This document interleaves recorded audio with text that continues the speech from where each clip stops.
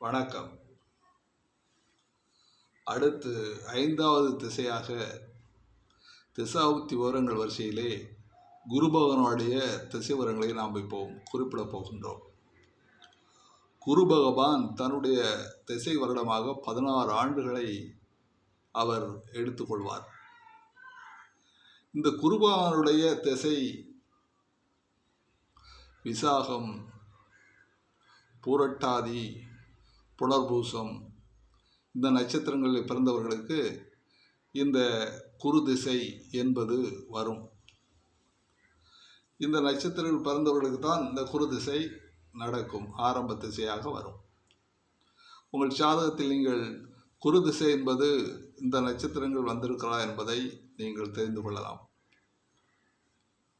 விசாகம், பூரட்டாதி, புனர்பூசம் ஆகிய நட்சத்திரங்களை நீங்கள் தெளிவாக தெரிந்து கொண்டு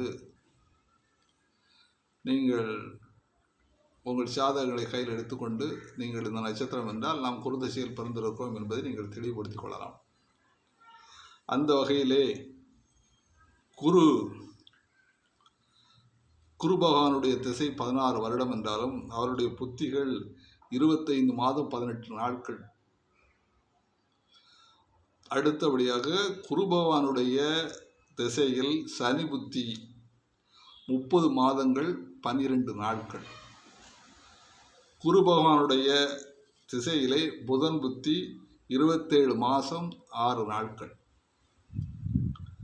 குரு பகவானுடைய திசையிலே கேது புத்தி 11 மாதம் 6 நாட்கள்.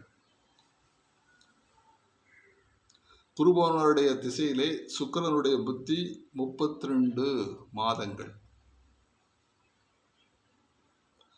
குரு பகவானுடைய திசையிலே சூரிய புத்தி 9 மாதம் 18 நாட்கள். குரு பகவானுடைய திசையிலே சந்திர புத்தி 16 மாதங்கள். குரு பகவானுடைய திசையில் செவ்வாய் புத்தி 11 மாதம் 6 நாட்கள்.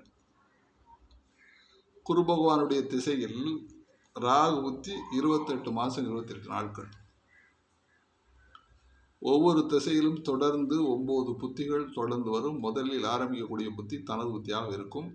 சனரகால சாதகங்களிலே இருப்பு என்று உங்களுக்கு சாதகத்தின் கீழே இருப்பு, சனநகால இருப்பு என்று போடப்பட்டிருக்கும். அது ஒவ்வொரு திசையை பொறுத்து அந்த திசையினுடைய பாதங்களை பொறுத்து அங்கே இருப்பு காண்பிக்கப்பட்டிருக்கும். அதை நீங்கள் தெரிந்து கொள்ள வேண்டும். அடுத்தபடியாக திசாபுத்தி விவரங்கள் வரிசையிலே சனி பகவானுடைய இதை நாம் அடுத்து தெரிந்து கொள்வோம். வாழ்க வளமுடன்.